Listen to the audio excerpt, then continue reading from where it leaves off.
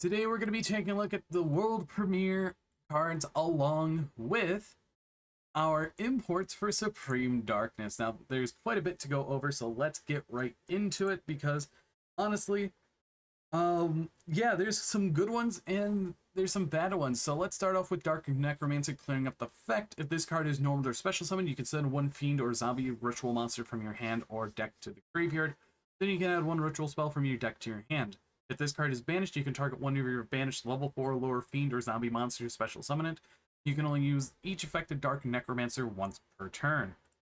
So, being able to summon back any level 4 or lower zombie or fiend monster is really, really good because this card definitely boosts a lot of decks from the past and can also boost current decks as well. I know people are trying out the Vendred style of deck, so this is definitely one of the best cards for that.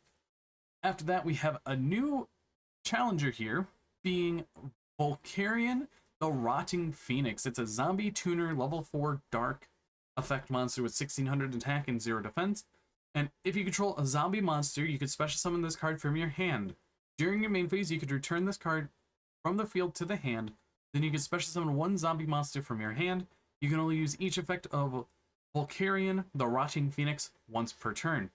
This card is absolutely great in my opinion because it helps out zombie decks, being able to summon it out for free, go into a level 8 synchro if you pair it with your Dark Necromancer, or you can bounce it back to summon whatever zombie you need, so you have a way of getting names out into rotation faster. And then Curse of the Ancient Turtle, we already knew what this did. I guesstimated 2000 defense to go off of original Pyramid Turtle, and a lot of people were correct on that. But now let's get into the other world premieres. We have Mini Melon. It is a level 4 psychic effect monster, 100 attack and defense. You can banish one other card from your hand, special summon this card from your hand. You can banish one face up level 4 or lower monster you control, special summon one monster from your deck with the same original type and attribute that the banished monster had on the field, but 1 or 2 levels lower than its original level. You can only use each effect of Mini Melon once per turn. Honestly, I do think that people try to play this. It's not a level 3 or lower. It's a level 4 monster. So I'm trying to think what could work with this, what can't work with this. But it's very interesting what they could do with this whole entire card. And honestly, it could see some niche play definitely in the future. After that, we have Shadow Severing Strike. It is a continuous spell, and if this card is banished from the hand or field to activate a monster effect, except during the damage step, you can apply one of the following effects based on this card's banished type. Monster, negate the effect of one face-up spell or trap card on the field until the next turn. Spell, draw 2, or trap, banish one monster on the field. If this card is banished to activate a monster effect, you can add one of your banished cards to your hand. So you can grab anything else, and honestly, that's really good. You can only use each effect of Shadow Severing Strike once per turn. So realistically, in a format where Cosmic Cyclone is very popular, you could set this as a bait, and honestly, that's very interesting. It's very interesting because it's just kind of like a card that you can utilize, I think. I know I'm trying to think of decks that can banish their cards just to get advantage. But it's very interesting. I guess you can pair it with if you get Shifted in White Forest, but other than that, I'm blanking on it. Next up, we have DD Post, being a continuous trap. Monsters you control gain 300 attack for each card type monster spell trap among your banished cards once per turn. During the main phase, you could banish one card from your hand or graveyard. Then you could shuffle one of your banished cards into the deck. If this card is banished, you can place it face up on your field, and you can only use the effect of DD Post once per turn.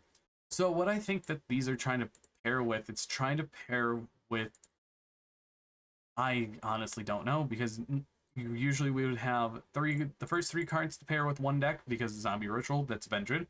Then we have 3 for another.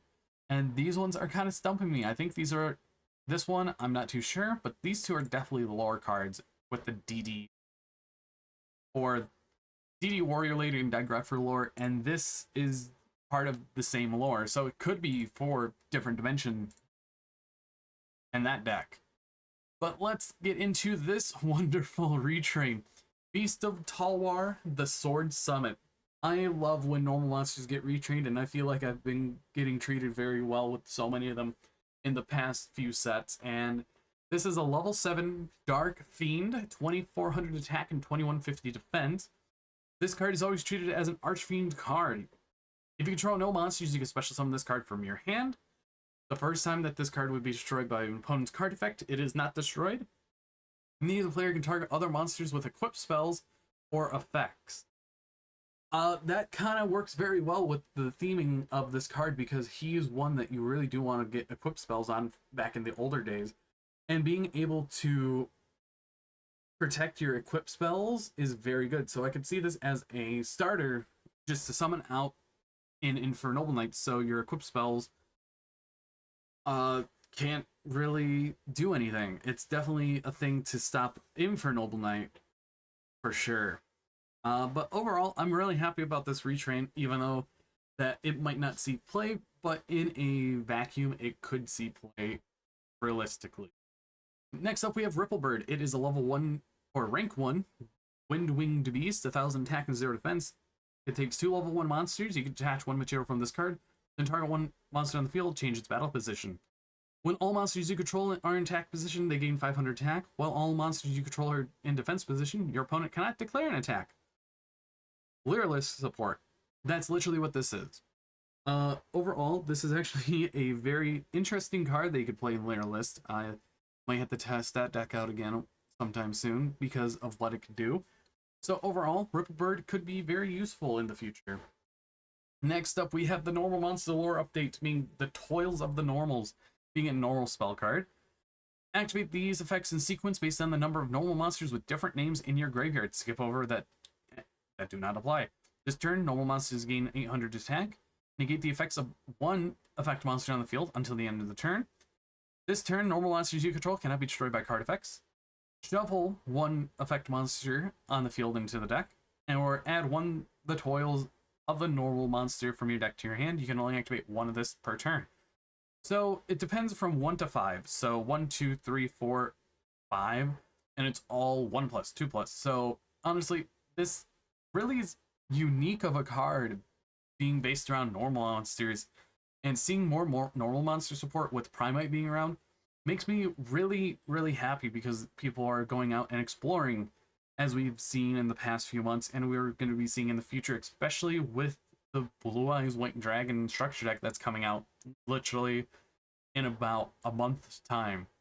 But that is actually all of our imports, because I already covered Mitsuguri in another video.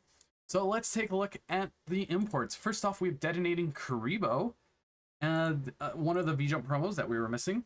After that, we have Onotary Thunder, another one of our imports for your Thunder decks. Perform Pale Sky Magician Girl, yes, it is still a Magician Girl, so you can run this in any of your level 4 or any of your Spellcaster decks.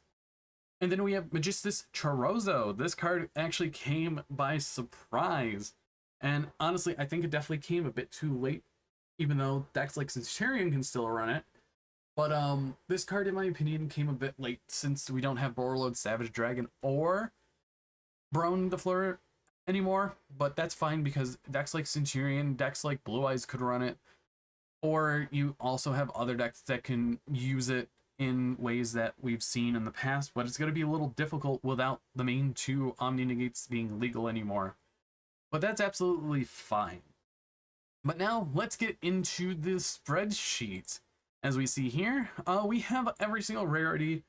Our secret rares for the set, we've already known, because they revealed all of them. We have Evil Hero Dead End Prison, our Elzet Azmina the White Forest, Argostor Glorious Adria, Procedra the Storming Atlantean, Tiny Spirit Siruya, Liberator Ito, Molcharmy Meows, along with Snake-Eyed Doom Dragon, Saint Azamina, Abala Q the Lightless Shadow, Saint Azamina, and those are all 10. Now for the ultra rares, a few of them caught me off guard. We have Queen Azamina from the reveals, Metal Flame Swordsman, Primite Dragon Ethel Barrel. That was a interesting one that they decided, because when we got all 10 of the secret rares the other day, I remembered that this card was actually in the QCR reveal, and this deduced it all the way down to an ultra rare, which is kind of shocking because it's a very powerful card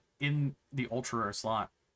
We have Test Bear, along with Elemental or Evil Hero Neos Lord, Fiendsmith's Rex Tremende, which I did call yesterday, which I was kind of shocked that I got that right.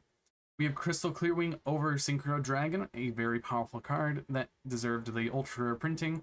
Tinny Spirit Mula Adhara, Goblin Biker's Gone Bunkers. Clockwork Knight as an ultra rare, a very nice ultra rare. Then we have Argostar Lightning Taido, I think that's how you pronounce it. Then we also have the two Mitsuguri cards that are there, Ameno Murakumo Mitsuguri and Mitsuguri Ritual. And some of the super rares I do want to note here from this whole entire part. They made Clear or Speedroid Wing Synchron super rare.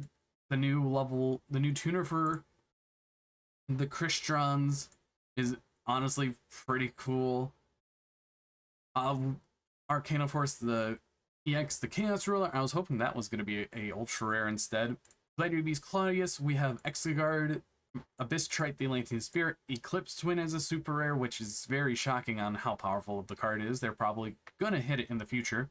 Dark Contract, Evil Assault, Argostar, Home Stadium, Material Actor Meltdown, Tin Affinity, Sinful Spoils, Awakening, Argostar's Swift Kapani, I think, and Slayer Ito, or Itao, Abyss Dream, Fiendsmith's Kyrie, Dark Necromancer, and Ripplebird, and other things that we've just covered.